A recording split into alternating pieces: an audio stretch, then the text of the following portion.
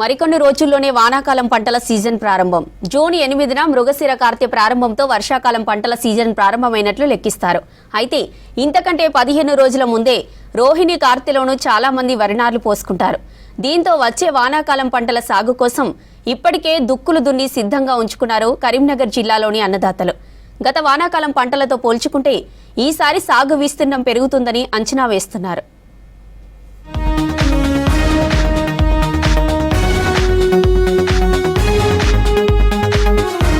బంగారు పంటలు పండే నేలలున్న జిల్లా కరీంనగర్. ఉమ్మడి కరీంనగర్ జిల్లాలో సాగైనంత వరి పంట ఉమ్మడి రాష్ట్రంలోని ఉభయ గోదావరి జిల్లాలోనూ సాగయ్యేది కాదు.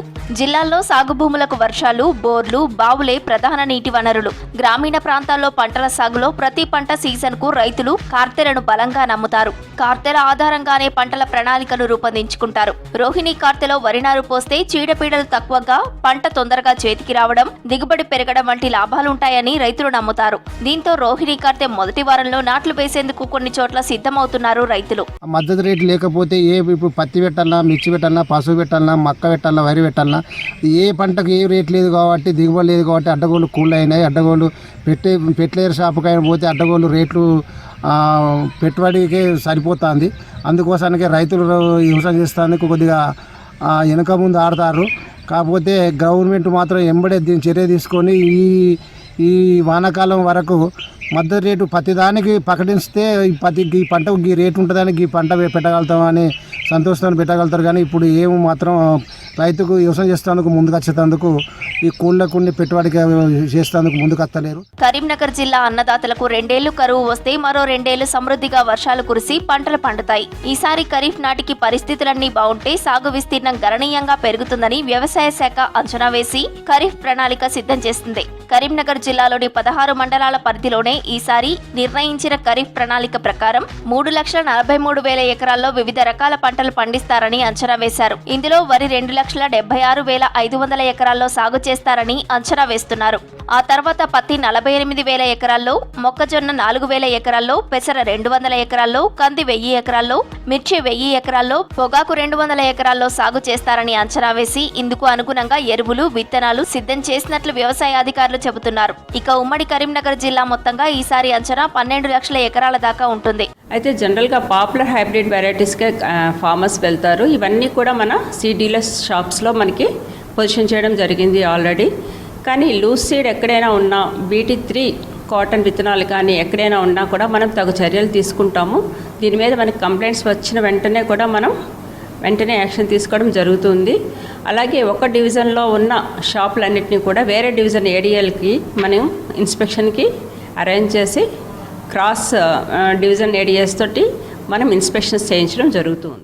రైతులంతా ఇప్పుడు యాసంగి పంటలు, వరి కోతలు పూర్తయి ధాన్యం కూడా అమ్మకానికి వెళ్లడంతో ఖరీఫ్ కోసం దుక్కులు సిద్ధం చేసుకుంటున్నారు. జూన్లోనే ఈసారి రుతుపవనాలు అనుకూలించి వర్షాలు పడతాయన్న వాతావరణ శాఖ సూచనలతో చాలా చోట్ల రైతులు భూములను సిద్ధం చేసుకుంటున్నారు. ముఖ్యంగా కరీంనగర్ ఉమ్మడి జిల్లా వ్యాప్తంగా ఖరీఫ్లో పత్తి పంట ఎక్కువగా వేస్తారు. ఇక్కడి నల్లరేగడి భూములు నీటి తేమను నిల్వ ఉంచుకునే గుణం ఉంటుంది.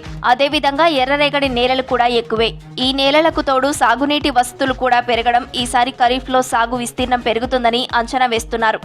భూసారం పెంచేందుకు పంట మార్పిడి చేసుకుంటే మీకు అధిక దిగుబడి వస్తుంది, భూమి కూడా సారవంతం అవుతుందని శాస్త్రవేత్తలు పంటలపైన, వివిధ పంటలపైన సలహా సూచనలు అందించడం జరుగుతూ ఉన్నది. తొందరలోనే విత్తుకుంటాం కాబట్టి ప్రభుత్వ అధికారులు కానీ, ప్రభుత్వం కానీ విత్తనాల కొరత లేకుండా, ఎరువుల కొరత లేకుండా సౌకర్యం కల్పించాల్సిందిగా మేము ప్రభుత్వాన్ని కోరుతాం. ఈసారి వ్యవసాయ శాఖ లాభసాటి పంటల వైపు రైతులను మోటివేట్ చేస్తోంది. గతంలో నిర్బంధ సాగు వైపు రైతులను మళ్లించాలని చూసి బోల్తా పడిన సర్కార్ ఈసారి పంటల సాగును రైతుల ఇష్టానికి వదిలేస్తూనే సలహాలు, సూచనలు మాత్రం చేస్తోంది. ముఖ్యంగా పత్తి, పప్పు దినుసులు, ఆయిల్ పామ్ సాగుతో పాటు ఫైన్ రకం వరి పంట వేయాలని సూచిస్తున్నారు. పనిలో పనిగా ఆధునిక పరిజ్ఞానాన్ని కూడా వ్యవసాయానికి అనుసంధానం చేసి ఈ వానాకాలంలో రైతులకు అండగా ఉంటామని వ్యవసాయ శాఖ అధికారులు చెబుతున్నారు.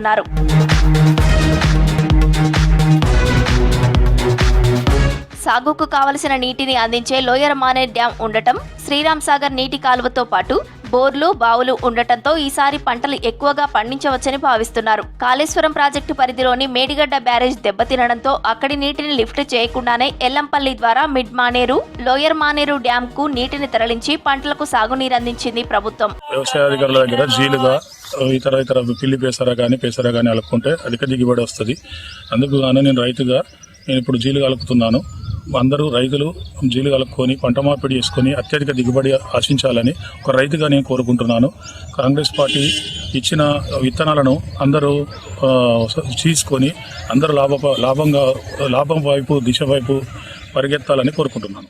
ఈసారి కూడా కాళేశ్వరం ఇప్పుడిప్పుడే మరమ్మతులు అయ్యే అవకాశం లేకపోవడంతో గతేడాది లాగానే ఎల్లంపల్లికి వచ్చే ప్రతి బొట్టు నీటిని మిడ్ మానేరుకు, లోయర్ మానేరుకు తరలించాలని ఇరిగేషన్ శాఖ ప్రణాళికలు సిద్ధం చేస్తోంది. ప్రభుత్వం సన్నవడ్లకు 500 రూపాయల బోనస్ ఇస్తుండటంతో ఈసారి గతంలో కంటే సన్న రకాల సాగు పెరగనుందని వ్యవసాయ శాఖ అంచనా వేస్తోంది. మరోవైపు రైతులు లాభసాటి పంటలు, మార్కెట్లో డిమాండ్ ఉండే పంటల సాగు చేయాలని సూచిస్తున్నారు. కరీంనగర్ జిల్లా సాగు భూముల కిల్లా. ఆదిలాబాద్ తర్వాత కరీంనగర్ జిల్లాలో పత్తి కూడా అత్యధికంగా సాగవుతుంది. వీటితో పాటు మొక్కజొన్న, కంది, పెసర, జనుము, జీలుగా, పసుపు పంటలు కూడా విరివిగా పండిస్తారు. వర్షాధారంగా పత్తి, పెసర, మినుము, అలసంద, ఆముద వంటి పంటలు రైతులు వేసేందుకు భూములు సిద్ధం చేసుకున్నారు.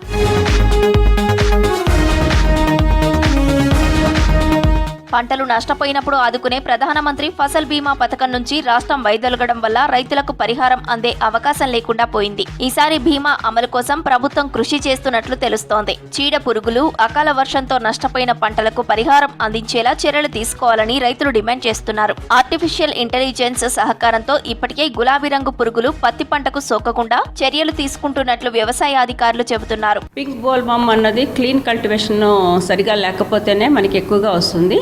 లేటెస్ట్ స్టేజెస్లో వస్తుంది, ఎర్లీగా రాదు. సో ఎప్పుడు కూడా 2-3 మంత్స్ పోయాక బోల్స్ కూడా ఫామ్ అయిపోయాక అప్పుడు పింక్ బోల్వర్మ్ తాకిడి అనేది ఎక్కువగా ఉంటుంది. లాస్ట్ టైం ఎక్కువగా మనం అబ్జర్వ్ చేయలేదు. చాలా రెసిస్టెంట్ వెరైటీస్ వచ్చినాయి, హైబ్రిడ్స్ వచ్చినాయి. కాబట్టి మనకి అంత తాకిడేమీ లేదు. అంటే డ్యామేజ్ కలిగించేది, ఎకనామిక్ డ్యామేజ్ కలిగించేంత.